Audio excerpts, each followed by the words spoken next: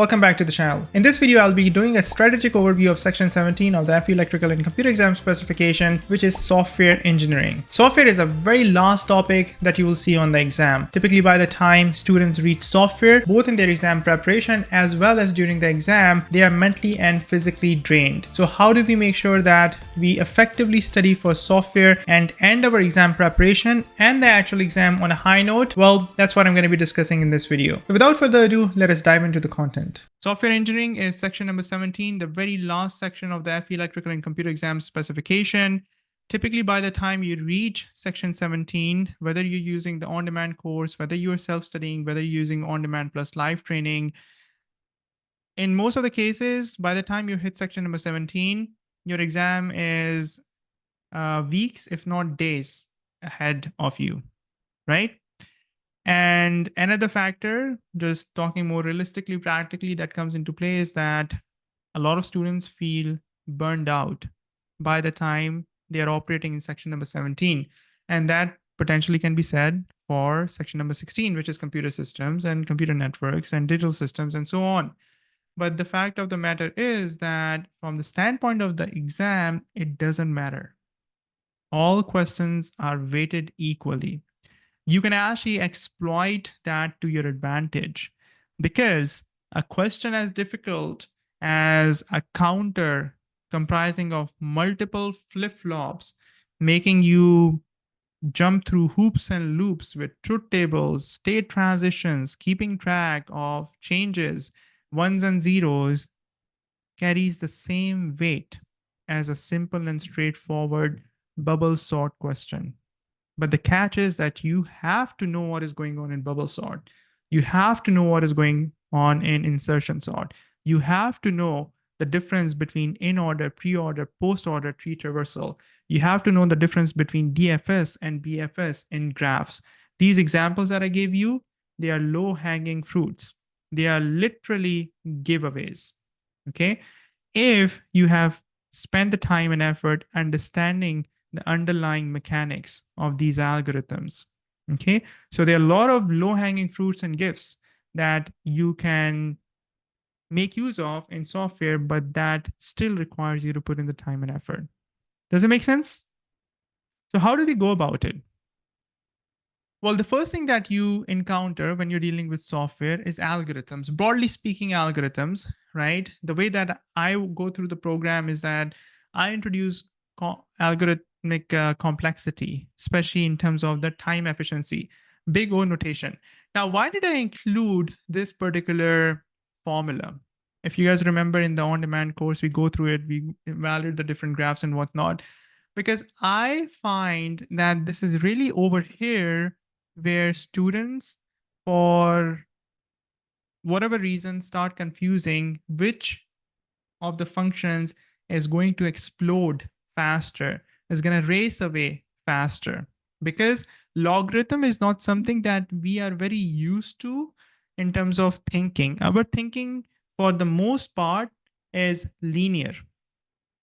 Okay, one-to-one relationships are what human minds are able to comprehend more intuitively. In fact, this concept of compounding, if you spend any time on personal development stuff, read books like Atomic Habit or any type of self-help finance books and whatnot, investing, you'll have a hard time not coming across the concept of compounding, whether that is in physical fitness, whether that is in learning and development, whether that is in the growth of your investments. Okay, so even the concept of compounding is something that we are intuitively unable to understand. So when you throw in a log, when you throw in squares, right, a product of a linear function with a log, it's difficult. So my recommendation to the students is that pay attention to two major things when you're dealing with complexity, algorithmic complexity, right? Understand what big O is, and we've gone through, how we look at the defining factor, right? The dominant factor. And nested loops can be problematic because they can bring in n square, n cube, and so on. And then comparing which of these functions is going to explode and run faster than the others. So for this, you're probably better off software being one of the last few topics, even go ahead and memorize it. Okay, take a mental screenshot of this formula, and that will be helpful. Okay. Then we transition into algorithms, primarily your sorting algorithms. Bubble sort and insertion sort are relatively simple. They're comparison based algorithms. And when I did my live training, I told you guys that these are low hanging fruits, right? Even from a syntax point of view, even from the implementation, even from the code standpoint, it's actually very simple to identify right away bubble sort and insertion sort. At the very least, I recommend you guys to go through the mechanics of bubble sort and insertion sort, right? So that if questions are asked related to a particular data set and multiple runs and whatnot, at least the intermediate forms you're able to identify. Okay.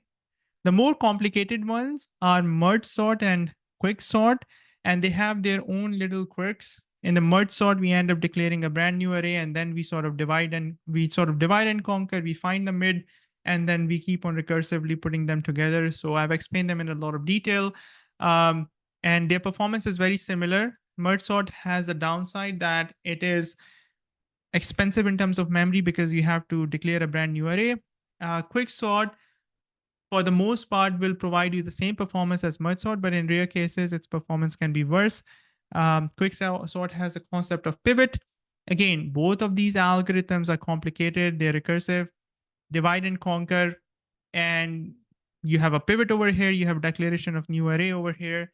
And we've worked through this in a lot of detail. In my opinion, I don't see a simple, straightforward way of being tested on the exam within 3 minutes. Okay. You either have a question that can be 5-6 minutes long, right, or a quick sort or merge sort related question, if I'm thinking about how I can test you, maybe under a minute. So there's no intermediate. So maybe one exception would be that you can be tested on a 6-minute like question from one of these, and then maybe another question either in software or somewhere else would just be a 30-second or 1 minute. So these type of averaging out, you should be ready for it, but these are more advanced algorithms. And again, for each one of them, we've gone through them in detail.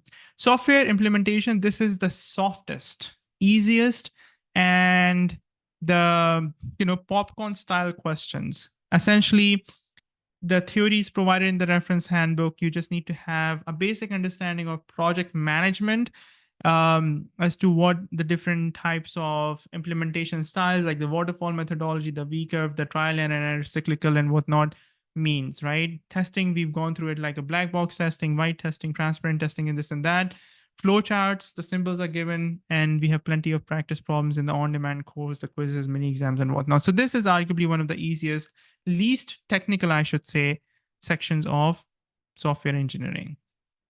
Then we have data structures. So within the on-demand course, as some of you were pointing out, the explanations are they make sense, straightforward to follow, but the content is kind of dry, right? Because if you're implementing arrays and linked lists and going through different types of operations that they can undergo, different types of operations for stacks and queues, I mean, you just have to persevere. You just have to be patient and try and absorb and understand and make the connections. At the very least, I strongly recommend my students to have a mechanical understanding of enqueue, dequeue, top, pop, and so on, right? What are the limitations of linked lists, and what are the limitations of arrays, and so on.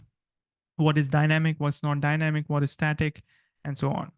Then at the end of software, we have trees and graphs, which are non-linear data structures, right? Within trees, obviously the terminology, what is the root of a tree, what is a child, what is a leaf, and so on, what is the depth of a tree.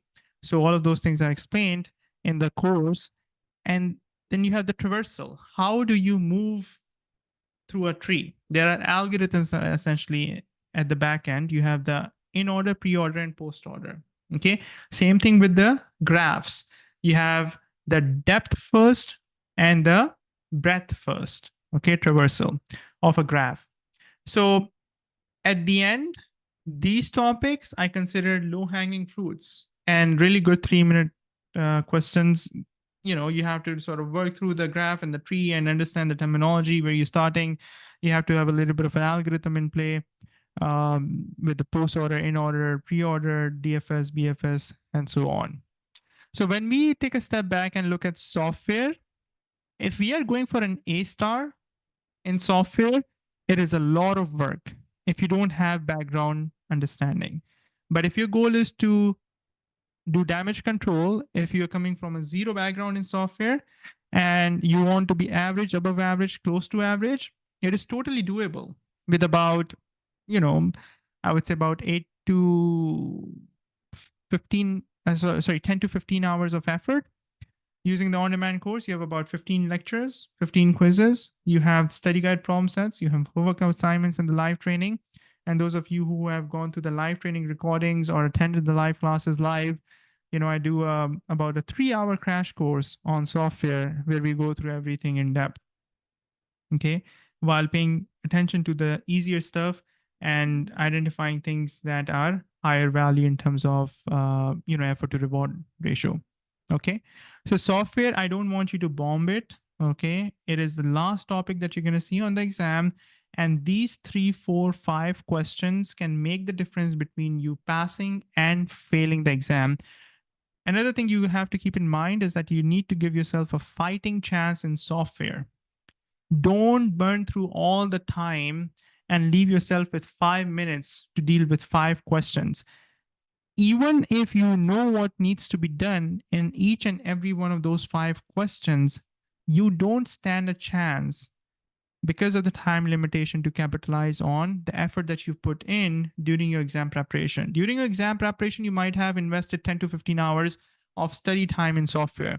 But because of the fact that you left yourself with only 5 minutes on the exam during the exam day for software, all of those 15 hours are now went to waste. The best you can do is just randomly select some of the options, or maybe solve one question thoroughly and then close your eyes and then select random options for the remaining 4 questions. So a little bit of time management, actually quite a bit of time management comes into play for section 16 and 17. So be mindful of that in the second half. And the easiest way to do that is to split your morning session and afternoon session in proportion with the number of questions. So hypothetically, and this is something that I discuss in more detail when we do an overview, let's say 55, 55, and it's not 55, 55, it could be 52 and 58, it could be 54 and 56, or it could be, I think, whatever, like 50 and 60.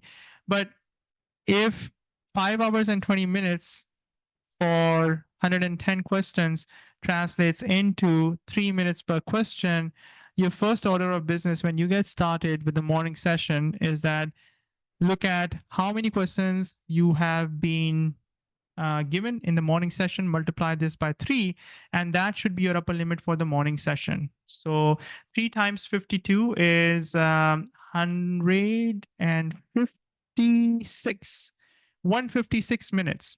156 minutes, guys, is 2 hours and 36 minutes, right?